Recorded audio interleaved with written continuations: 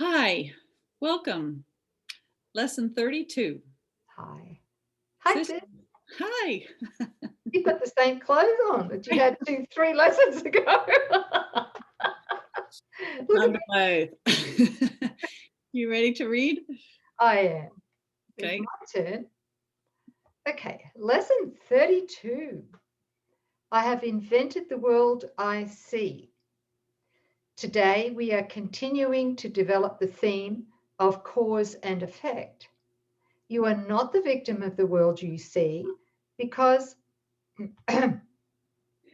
sorry, I Take a drink couldn't of water. swallow that for a second. I have to laugh here. You are not the victim of the world you see because you invented it. Off with your head. Up with your head.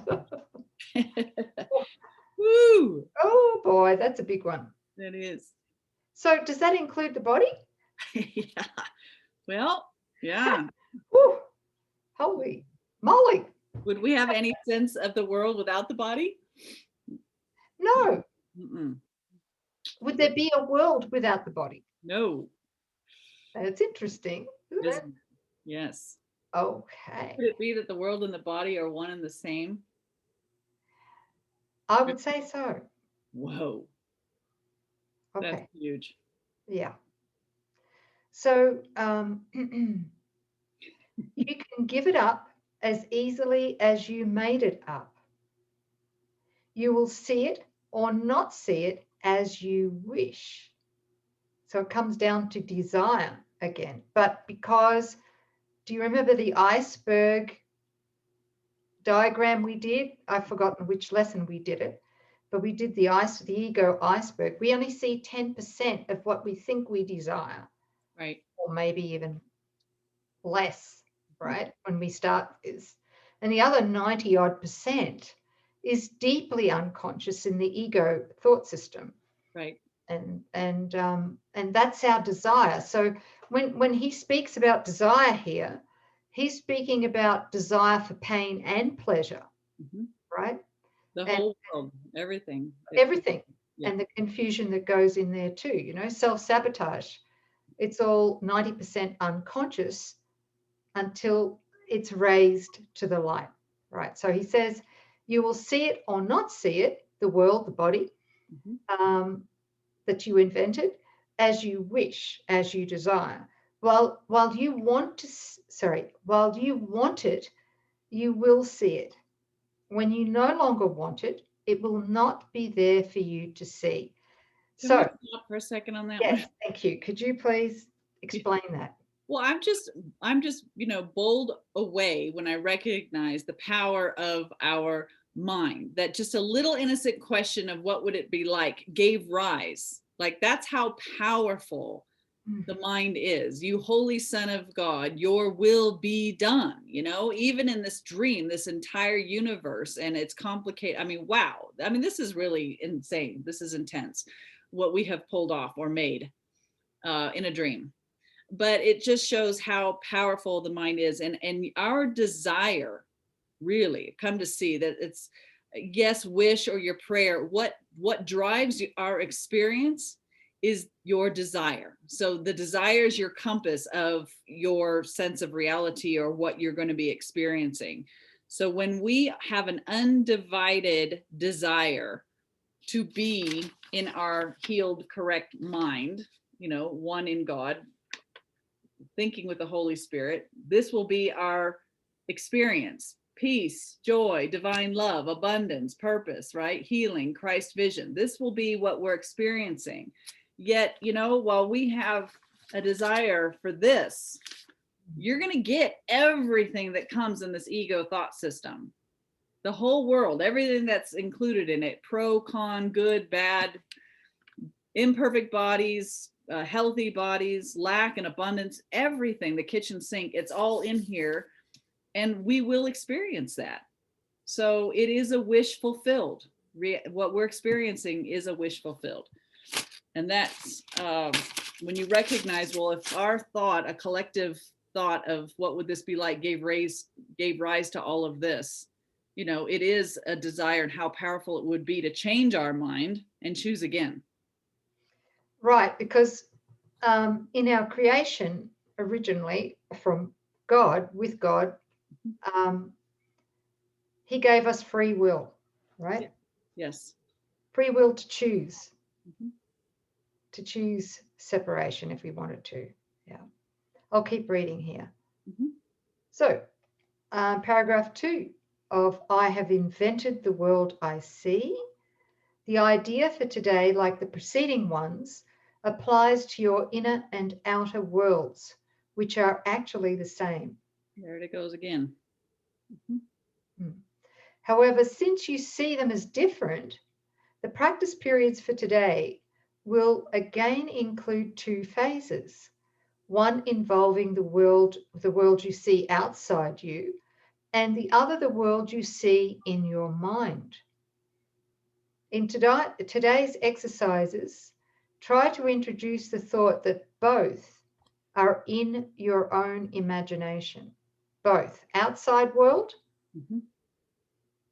and your inside world. Our thoughts. Yeah. Yep. Okay. Again, we will begin the practice periods for the morning and evening by repeating the idea for today 2 or 3 times while looking around at the world you see as outside yourself. Then close your eyes and look around your inner world. Try to treat them both as equally as possible.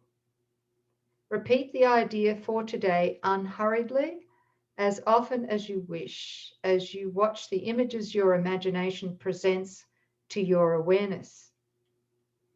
For the 2 longer practice periods, 3 to 5 minutes are recommended, with not less than 3 required. More than 5 can be utilized if you find the exercise restful. To facilitate this, select a time when few distractions are anticipated and when you yourself feel reasonably ready. These exercises are also to be continued during the day as often as possible. The shorter applications consist of repeating the idea slowly as you survey either your inner or outer world. It does not matter which you choose. The idea for today should also be applied immediately to any situation that may distress you. Wow. So if something comes up and tempts you to be distressed, say, I have invented the world I see, right? And apply the idea by telling yourself, of course, I have invented this situation as I see it. That's big. I have invented this situation as I see it. So he's really closing this belief that we have an inner and outer world. I mean, here 3 times. Paragraph 2, the idea for today applies to your inner and outer worlds, which are actually the same. Paragraph 3, try to treat them both as equally as possible. And paragraph 5, you know, apply the applications to your inner or outer world. It doesn't matter which you choose because they're the same. So what we're experiencing out there is this, it's one with our thoughts. We're really just seeing the objectification of our thoughts always. And this is so big. I mean, this deserves hallelujahs and hosannas after we get over the initial distress of it, because we recognize that if I'm only ever seeing the contents of my thoughts, then cause is in my mind and it's not out there. So he's where's the healing effect? Yes. Yes. We're not the effect of the world. I'm not the victim of the world. Cause isn't outside of me. Turn it around. The cause is in my mind and I'm only seeing the effect out there. So we don't have to deal at the level of effect. Healing can't be at the level effect, right? More abundance can't be at the level effect. So no need to work harder, go to the gym, take magic supplements and try harder. It's coming back and healing where the cause is in the mind. So he's starting to just shift everything for us. There's a reason why we want to take accountability, guys, and it's not for judgment. It's because healing lies in our thought where the cause is. Okay. But then again, to repeat here, and this happened for me when I first began the lessons, was when I was reading these lessons, was the guilt. Yes, of course. That's the ego sabotaging the process right there. You did this to yourself. Why would you do this, you big dummy? Yeah, yeah. So we have to really be on it to catch that and to realize that that's the ego judging us again, Yes. right? That's Yeah. it's not really our thought. No. It's the ego's thought. Ego uses it for judgment. Jesus says it's an empowerment move. While you're seeing it outside of yourself, you're a slave to it. Bring it back into your mind where it can be forgiven. That's it. And healed. Holy Spirit can't heal it while you've got it protected outside of yourself. Bring it to Holy Spirit's open, waiting, willing hands, which is in your mind. It's a good thing. It's not a bad thing. No. So it's a good thing to be able to get in the practice of saying many times a day, whenever we are like triggered by anybody or anything, Right. whether it comes from, feeling unworthy, or whether somebody else is judging us or whatever, is to say, this, the cause of this is in my mind and I no longer want it, right? Right. Yes. But you have to take the accountability for it. You can't see it and judge a brother or blame the world or a brother or how they're behaving.